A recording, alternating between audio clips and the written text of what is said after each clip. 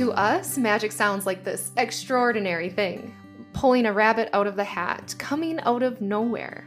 But it's here, it's real, and the more that we are open to the unseen, to the energies of this world, to abundance and manifesting, to calling in and growing, the more we'll be able to call magic into our lives. Join me as I share stories, wisdom, and curiosity around connecting with your higher frequency, tapping into the synchronicities of the universe, and opening up to the unseen possibilities that this world has to offer. I am your host, Dayna Faye, and this is the Ordinary Magic Podcast.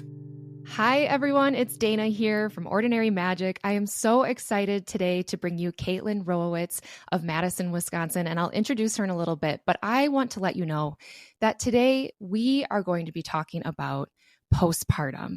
So this episode, it is for the moms, but it is also for the partners. It is also for anybody who knows a mom and anyone who may become a mom someday. So I think I covered all my bases to pretty much tell you guys that you should be listening to this episode because there are so many moms out there that go through a postpartum period and are not receiving the care and attention that they need.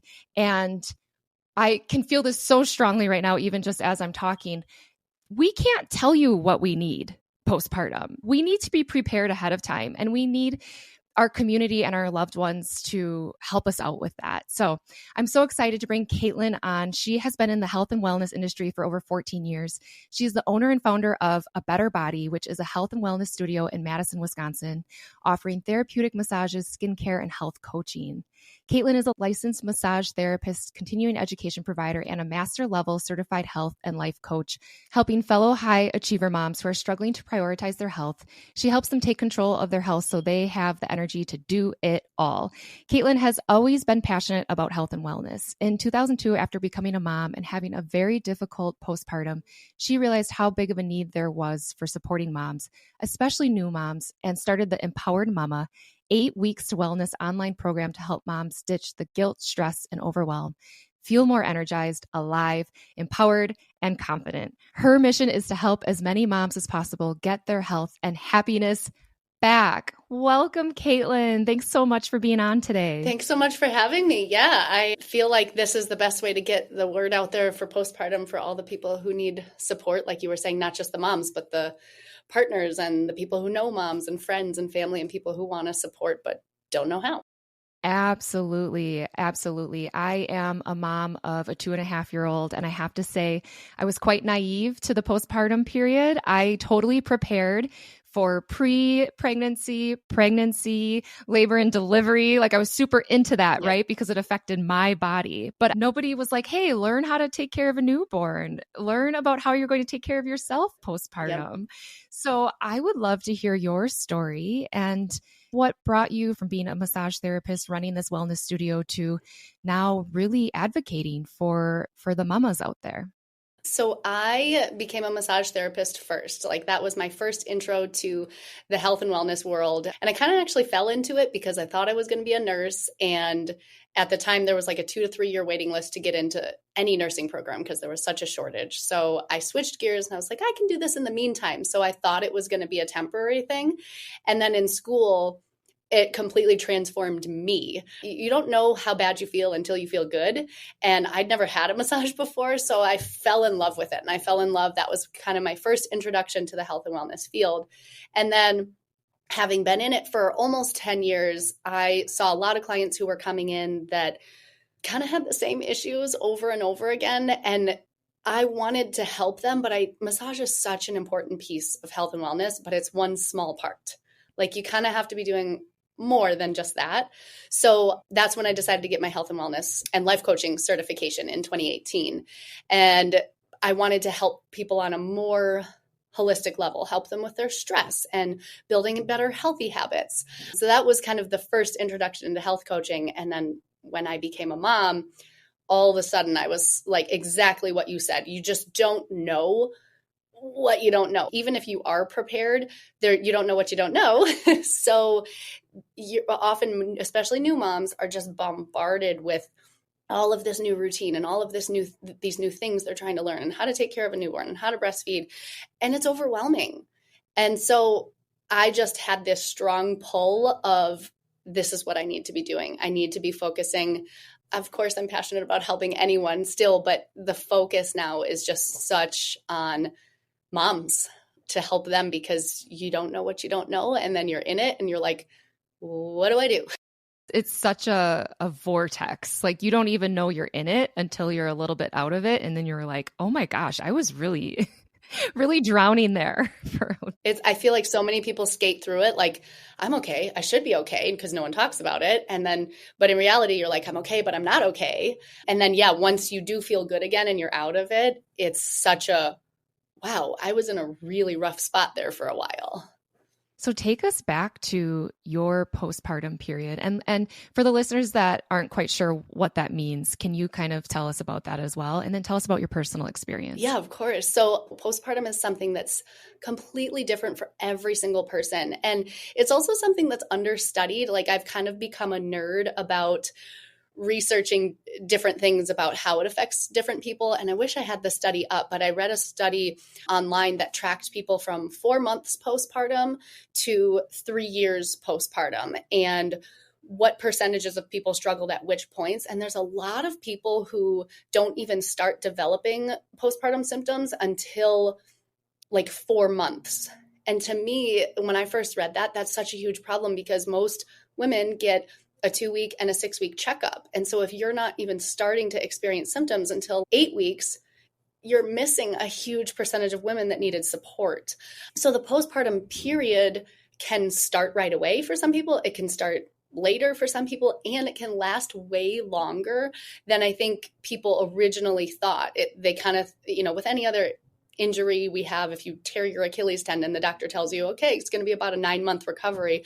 But for some reason, when women have a baby, we get 6 weeks and it's like, okay, you're probably fine now. And we're not.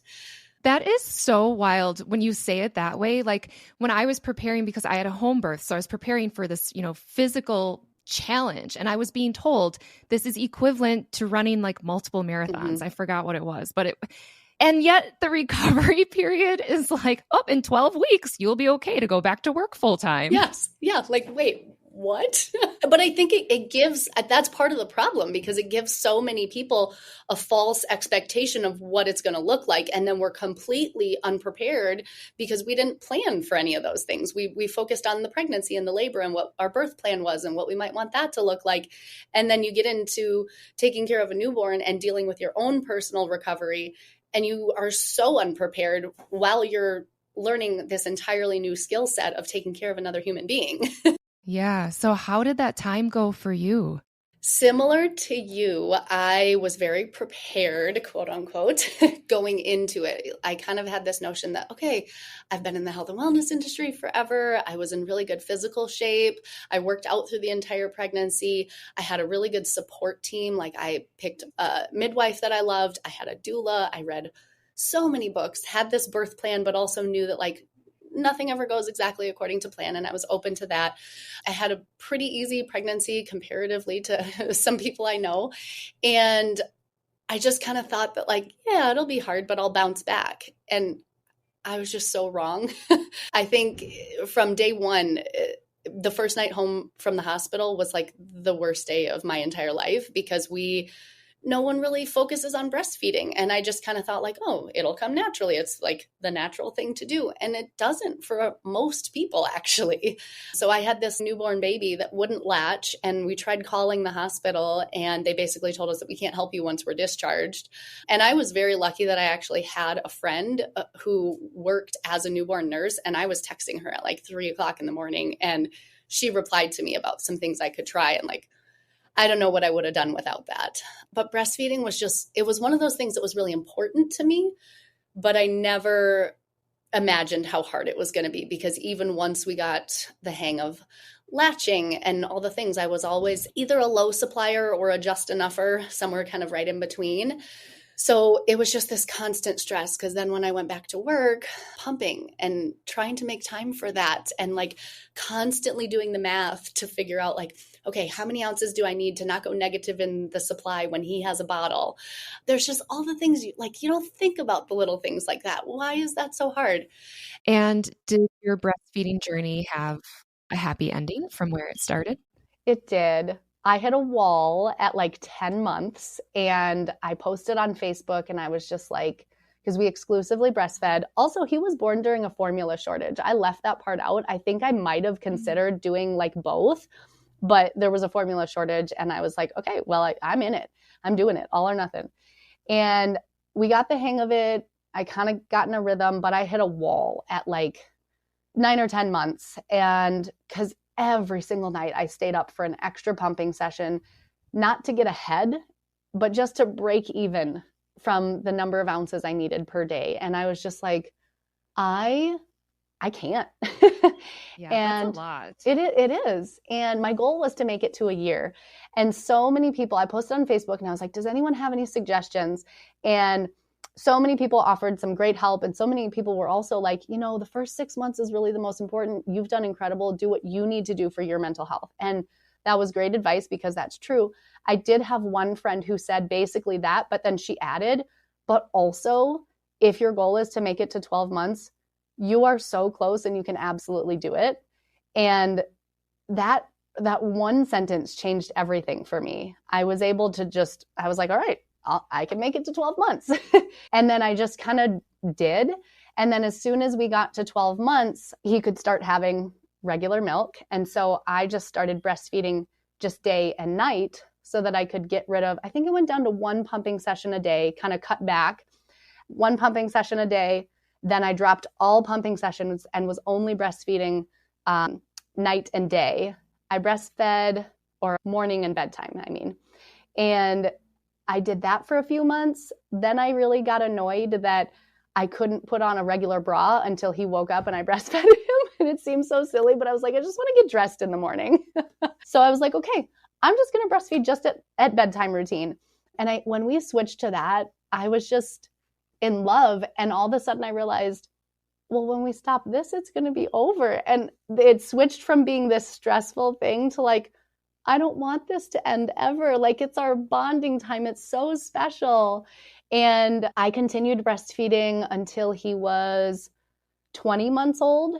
When my husband and I went on our first trip without him. We went to Puerto Rico for a week and I did pump the entire time I was gone, just like once a day, with the intention that I would continue nursing him when I came home.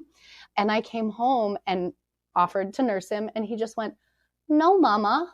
And I went, okay. And then so I was like, okay, I'm going to pump tonight because he can't mean that. And so we tried it again for the next 2 nights and he just like had no interest. And I was just like, oh, you're all grown up. So although I was like a little sad because I didn't at all think that. If anything, I was like, how am I going to break him of this? We're going to have to do some like magic to get him to stop breastfeeding. And I didn't have to do that at all.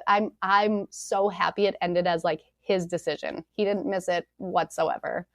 That is seriously the most beautiful breastfeeding story. Like the hero's journey. Oh, thank you.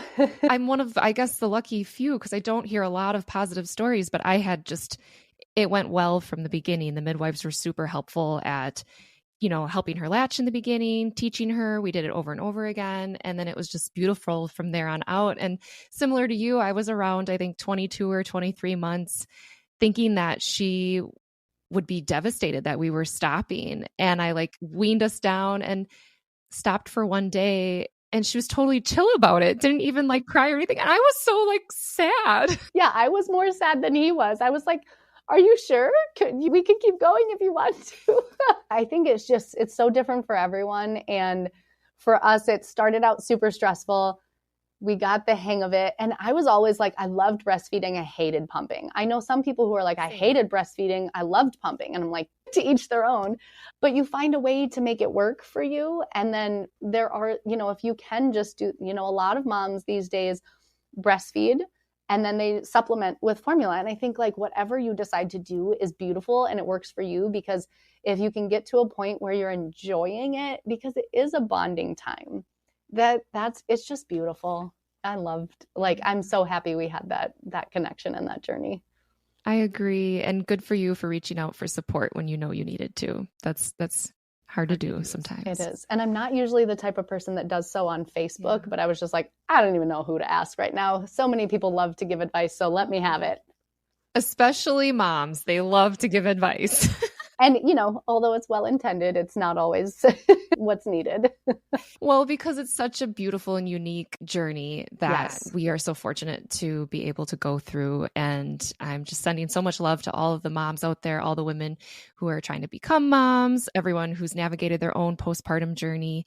I think we all want to feel heard in one way or another. And then I also had a pelvic injury during birth. So I strained or sprained my pubic symphysis, which most people don't know. I didn't know what that was, even, and I know anatomy. It is the cartilage between your left and right pelvis. And so, when you push a baby out, it stretched it past where it wanted to go. And it was either strained or sprained or ripped. I never actually got an MRI because everyone told me, and my PT told me, that the treatment is essentially the same regardless of what's happened to it. And the treatment was resting. And I don't like that because I'm a high achiever and I'm like, I got to be up and doing things and I have a new baby to take care of. And in reality, I couldn't stand for longer than like 30 seconds without intense pain. I didn't want to rest, but I needed to, because in reality, for me to try and stand for longer than 30 seconds was in the beginning just impossible. I had such intense pain in my pubic bone area that it felt like a bowling ball was like crushing me trying to stand up with so much pressure on it. And it progressively got better. I could stand for longer intervals, but it was hard. I bought the jogging stroller, right? I had this vision of like going on jogs with my baby, and I couldn't even walk into the kitchen to get my own water without wanting to cry. And so we moved my business and our house also early in my postpartum, which don't recommend. But I remember being here in my office, kind of telling people where to put things, and I literally couldn't stand. So I was sitting in my office chair, rolling around our office, telling people like, that goes there, that goes there. And I was giggling about it because it kind of is silly. But in reality, I remember that being like, I was struggling just to be there, let alone having the pain. So that was a really rough one, because just both the physical pain, but the emotional toll that having a physical limitation takes on you is just really hard. And then I had a lot of I never had anxiety before I became a mom. I'll say that. And then all of a sudden I became a mom and life was like, hey, have anxiety. And there's this thing called panic attacks that you're going to start having. And if you've never had a panic attack, I hope you never do. But for me, it would come out of nowhere. Like the simplest thing would trigger me, and a sense of just deep fear would kind of consume my entire body. And my instinct was to retreat. Like I would go into my closet and just lay in child's pose, like sobbing hysterically. And I was like, what is happening to me? And that happened a lot. And it was scary for me. It was scary for my husband, because I just like abandoned him to take care of our child while this was happening. And he didn't know what to do, because if he tried to touch me, it actually made it worse. And it was just this really overwhelming experience that I was not prepared to deal with. I didn't know how to deal with that. And even when I wasn't having the high level panic attacks, I just had this constant level of anxiety that I constantly felt like I was shaking almost for months and months, probably almost a year, actually. Did that start right after your baby was born? No, I was kind of one of those people that I don't remember an exact date, but it was around the 4-month mark, because we were in our new house. And I remember the first panic attack. That was the one where I went, it was the morning. I knew I had to go to work. I think our son had not had a good night of sleep. I don't remember what the exact thing was, but I remember being in the panic attack in our closet in our new house. And we were in our new house when he was about 4 months old.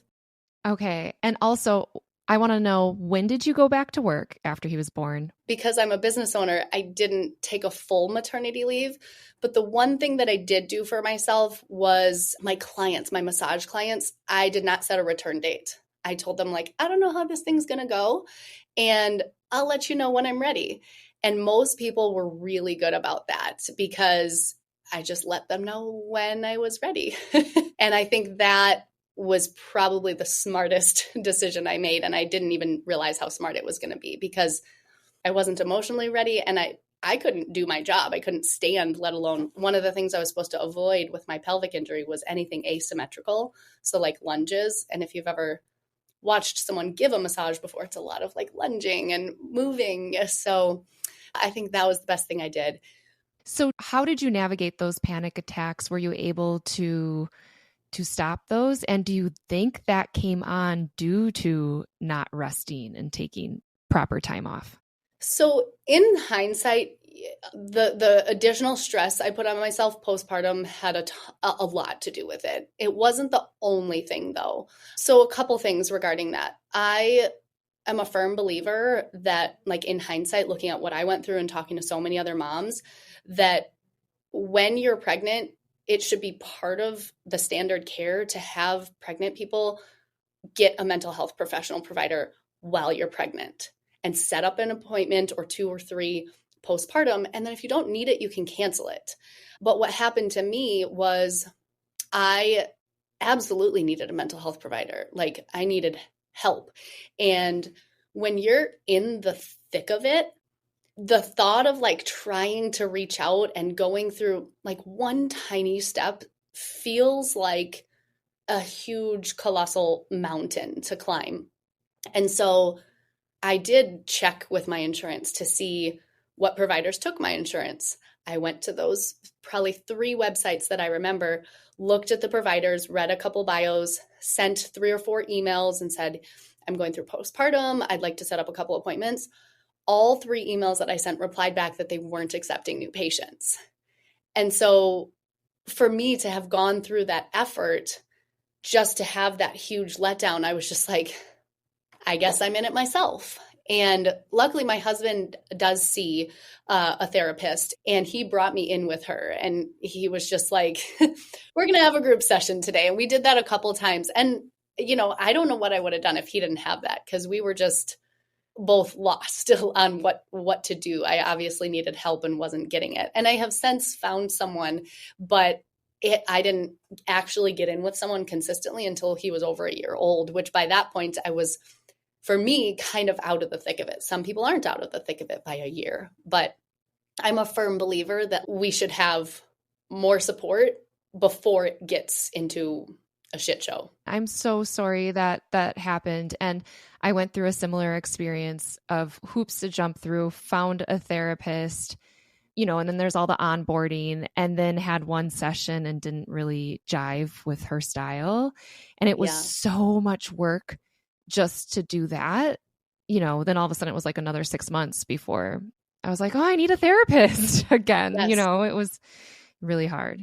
Yeah. And if you can do some of that work before you're under so much stress, it just feels easier because I remember leading up to like, especially the week or 2 before the baby, you know, I wasn't giving massages. I was still working a little bit, but there were times that I was sitting around like, what should I do?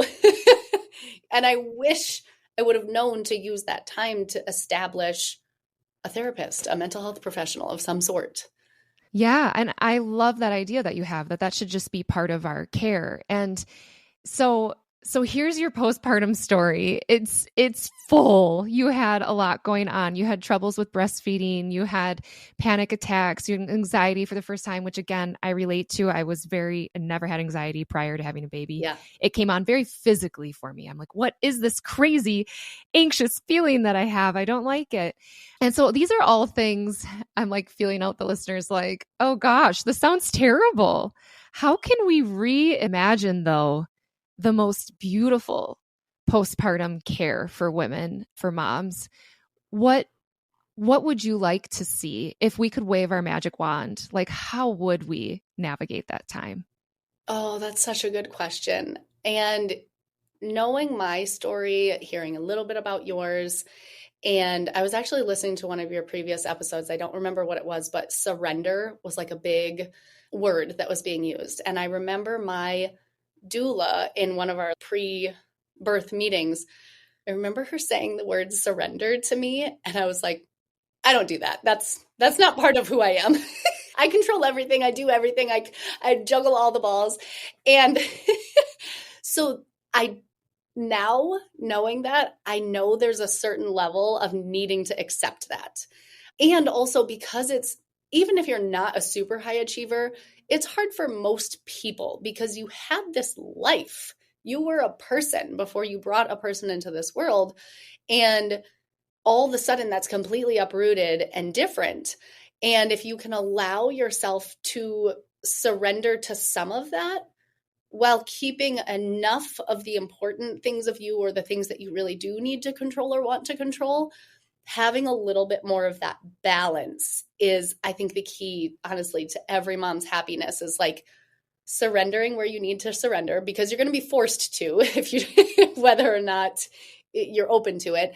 But that's hard for so many people because there's everything new, right? You're taking care of a newborn. You're learning an entirely new skill set. You're learning sleep cycles and feeding schedules and breastfeeding and navigating your own postpartum care and learning new words like rectus diastis or however you say it. Or if you had a C-section, right? You're learning all these new things. So you kind of need to surrender to what is and also pick a focus of some things that you can control. Because a lot of times when you're forced into things and everything's out of your control, you're not satisfied with the way your body is. You're not satisfied with your anxiety. You're not satisfied with your sleep.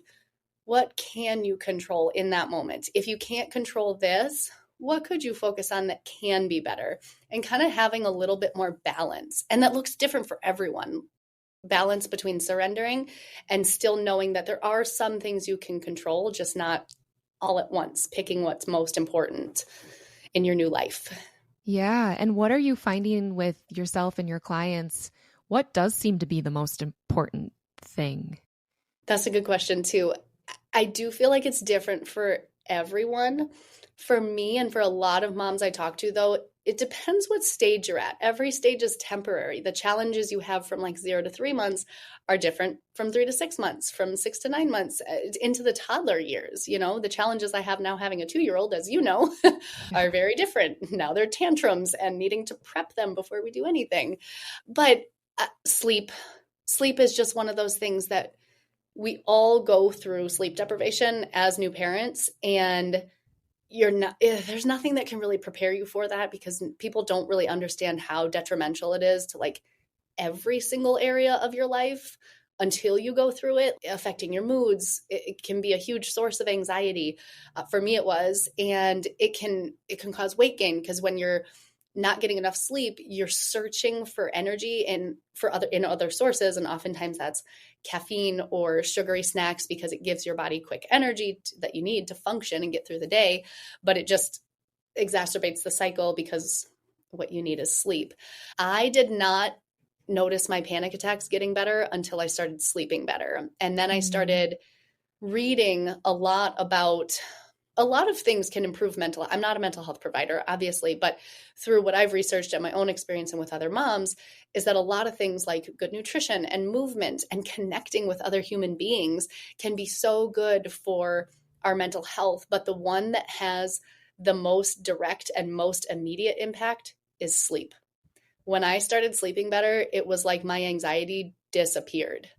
It was crazy. And I've talked to so many other people who have had that experience too. And not just sleep in general, like good quality sleep where you're not waking up every hour or two. Because even once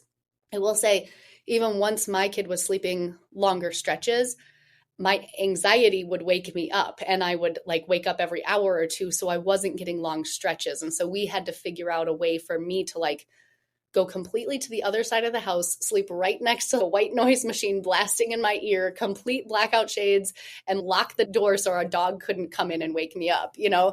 So that was our solution. But as soon as I started getting just 5 hours of a stretch of solid sleep, it changed everything. That was the catalyst of like, okay, I'm a human being again. I'm not where I want to be, but like, I can do this. Yes, I resonate so much. I'm I'm quickly interrupting this wonderful conversation to invite you, if you have any curiosity about your human design and how you can apply it to your life to create more ease and flow and alignment, head over to my website. It is www.daynafaye.com. That's DAYNAFAYE.com. Book a human design reading. It is 90 minutes long over Zoom. We go deep into uncovering your human design and applying it to your life in real time. At the end, you'll receive the recording and a robust document to go with it. How postpartum were you when you were finally getting that stretch of sleep? Probably between the 6 to 8 month period when I finally started sleeping in a different room and getting that, because it just got to a point where it was like, I can't do anything. I can't think straight. I can't make decisions. Forget about working out and having a social life. Like, I can't even have a conversation with you right now. I remember a time my mother-in-law came in, she was over at our house, and she came in the room and asked me what kind of salad dressing I wanted. And I just started bawling. I was just like, I don't know. Like, so that, as soon as I started getting sleep, like, disappeared. It was insane. I remember the same exact feeling for myself. It was 7 months. I actually bed shared with my daughter until 7 months. And then we just straight did one night of, we were going to do sleep training, but it worked right away. Like, she just slept through the night. It was so wild and easy, actually. So I feel very lucky. But what was interesting is I was sleeping every night and regaining this vitality that I didn't realize I didn't have. I was coming alive again. I was having mental clarity. Like you said, my anxiety was starting to lessen. And then when she was 1 year old, she went through this terrible sleep regression. And I literally had fear coursing through my body that I could not go back to that time. I was like, no, I can't do even one night of this anymore. I have no idea how I did it for 7 months. Yes. Yeah. You did it because you had to, but I 100% resonate with, I have had people say to me, do you have PTSD around his sleep? And I'm like, yeah, 100%, because I'm so strict about his naps and his bedtime that I'm like, nope, we don't change it, because I cannot go back to what was at all. Totally. So if you have a client coming to you with sleep deprivation, she's postpartum, and you're saying, okay, we can only control what you can control in this moment. How do you help her sleep better? It's hard because that's a great question. Everybody's situation is so different. What works for me is not going to work for you. What works for you is not going to work for other people, right? So what I like to do is guide clients through, we're so focused on what's going wrong. We're so focused on he goes to bed at 8, but then he wakes up at 11 and 1, and you can in detail tell me exactly all the things that are going wrong and what's stressful. But every single time I ask a mom, well, what would you like it to look like? What do you want? They get stuck because they can't even think about the how. They haven't given themselves space to think about the how. And we're not waving a magic wand here. We're not saying okay, just because you give yourself space, you're all of a sudden going to start sleeping for 8 hours. It's thinking about the ultimate goal. And then how can we break that down into more manageable steps? Whether your goal is sleep, whether your goal is nutrition, movement, connection, stress reduction, any of the things, what is the goal that feels attainable? If you're currently sleeping in 1 to 2 hour stretches, like I was, it didn't feel attainable to think about sleeping 8 to 9 hours a night. And it is, because I am now consistently, but so many moms are lost on the how. It seems so unrealistic. And so I help people break it down into smaller, more manageable chunks and get specific. So, if Dayna, you were to tell me you wanted to sleep more, I would say, okay, well, what would that look like? Does that mean you want to sleep longer at night? Does that mean you want to try napping? Because some people feel this pressure to nap, and I'm not a napper. I can't. I know it's probably good, but my focus was on more night sleep rather than trying to force myself to nap, because when I napped, I would have panic attacks. I would get so bad anxiety where I was like, this is making it worse. And so like I said, certain suggestions don't work for everyone, but breaking it down and saying, where could you get just 5 more minutes of sleep, 15 more minutes of sleep? Because it seems small, but it adds up, it compounds, and it makes a difference. I think especially as women, we tend to be very I'm all in or I'm all out. And so if I can't sleep 8 hours, it's not worth trying. And that's not healthy. That's not realistic as a new mom. And so you have to surrender and start allowing yourself to be okay with the smaller steps and knowing that that's going to create compounding results. It's going to create momentum. It is going to help. It just isn't going to happen overnight. And you need to start small and build on it, whatever that looks like for you. But taking the space, the first step is just taking the space to figure that out. And sometimes having another person to help you do that is all you need, of just like, talk out loud. What does it look like? Be specific. Where do you have time for it? Which conversation do you need to have with your partner or a friend or a caretaker that can help you accomplish this, right? Because those are the other like sub steps to the step. You want to start sleeping more. What are the things that need to happen to start accomplishing that? And then focus on those sub steps. I love that. That's a great suggestion, Kaitlin. And as you were talking, I was thinking about how can the partners and the grandmas and the family and the friends better prepare? Like you said, like we should be preparing while we're pregnant, right? With the mental health provider. How can they prepare? Because just to give it an example, I mean, I had my daughter in 2021. I think that kind of made it even harder because I didn't get to see a lot of people while I was pregnant. So then I had her, and people wanted to visit, and it gave me a lot of anxiety. It just, I was not doing well. And in the first 2 weeks, I couldn't figure out how she was supposed to sleep at night. And all of a sudden I couldn't sleep. I got to 2 weeks postpartum. And when she would sleep, they would tell me to go take a nap, my family, and I couldn't. And they would say, just go in the room, just go lay down. And I would get this like angry mama bear because she was in a different room. I was in a different room, to the point that at 2 weeks postpartum, I stayed up for an entire 24 hours. And luckily I was still under the care of my midwife and was able to call her bawling my eyes out. And she helped me with some natural over the counter, drugs to help me just like go to sleep. Actually, It was so bad. So how can the supporting people, how can they prepare better to handle what they can't even predict or expect from the mom? I think that's so important. You can't possibly prepare for like every single scenario, but I do think it's helpful to do as much as you can, right? Because just having knowledge is power, and then the application of that knowledge is even more powerful. So there is a book, and I'm trying to remember the name of it, and hopefully we can maybe put it in your show notes. Yeah. I think it's called The Birth Partner by Peggy something. But that was super helpful because it's written for the support person. It's written for the husbands or the partners or whoever is going to help be taking care of this new baby. And it talks about some of the things that people wouldn't necessarily think of. And I give my husband credit for starting to read it. He did not finish it, but at least he put the effort. So preparing ahead of time by doing things like that, I mean, I'm sure there's other support books out there. So like you, when people would tell me to go nap, I would get angry or I'd get a ton of anxiety. It just like, it wasn't a thing. And then I really noticed that I would get triggered by people telling me what to do. Yes. I think that's like, if you don't know what to do, at least don't do that. At least don't say, you should be resting. You should be drinking water. And even if you do feel, because I was on my feet way too much, like early on, and my husband kept telling me, you need to sit down. And I was like, I don't want to sit down. Like, don't tell me what to do.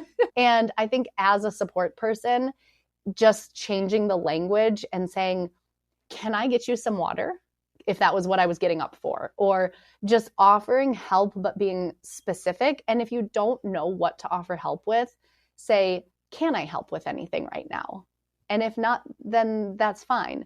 But I think just being there and creating the space. My husband did not know how to deal with my anxiety, but just having him there helped calm me. He literally didn't have to do anything. He just had to be there with me.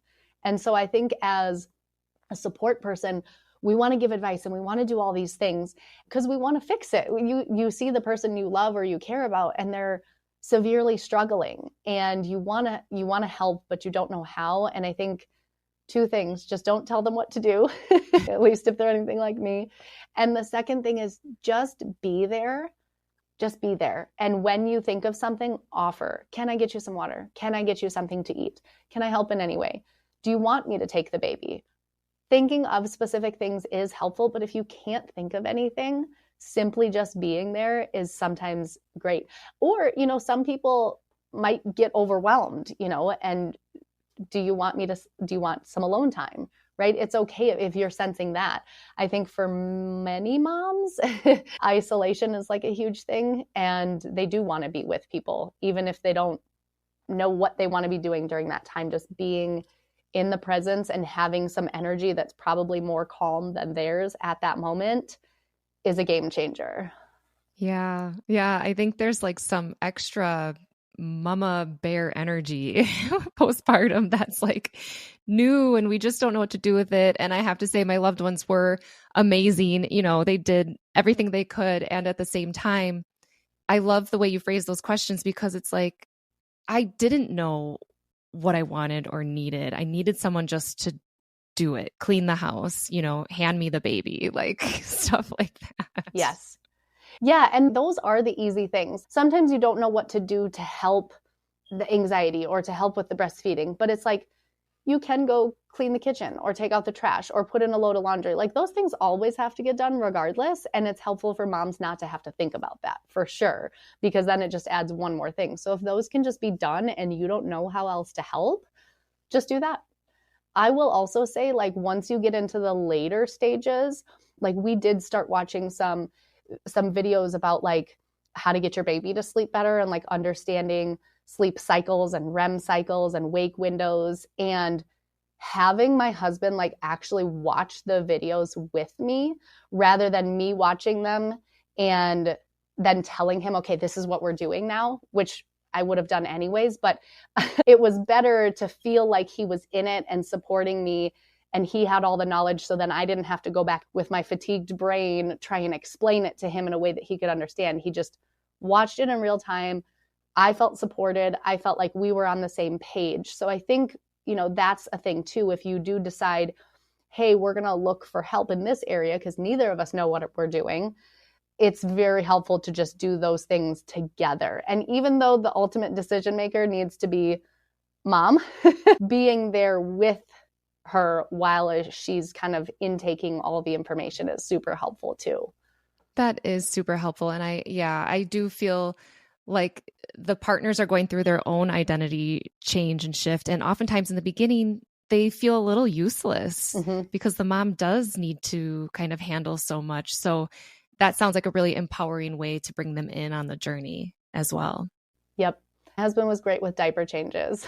I was like, I literally do everything else. You get to change all the diapers. And now it's more 50-50. But in the beginning, I was like, I don't want to change a poopy diaper. And he was so good about it. So, help with the things you can, because you're right. There's so much that has to be done by the mom, especially if you're breastfeeding or, you're just getting the hang of everything. So I think help with the things you can. So thank you so much for sharing your story today, Kaitlin. And where can we find you? Yeah. So on Instagram, I am Kaitlin, which is Kaitlin. And I post a lot of free content of just like, things you can try, little tips and tricks, but I also have links to my programs. I do have, if people, you were just saying, moms like to give advice, and I'm very cognizant of like not giving too much advice, but rather creating the space for moms to step back and figure out what it actually needs to look like for them or what they'd like it to look like. So I have links to my programs right from my Instagram page if people are interested in that. Amazing. And we will link that in the show notes. Go ahead, go check out Kaitlin. You do have a lot of really amazing free content, and it's even just empowering. So that's absolutely wonderful. Thank you so much for sharing your story today. Yeah, thanks so much for having me. It was a pleasure. Okay, bye. Okay, bye. Ordinary Magic is a Lit Path Studios production, produced by Jamie Gale and Dayna Faye. Music is by Shane Ivers. Until next time, I wish you many powerful moments of ordinary magic.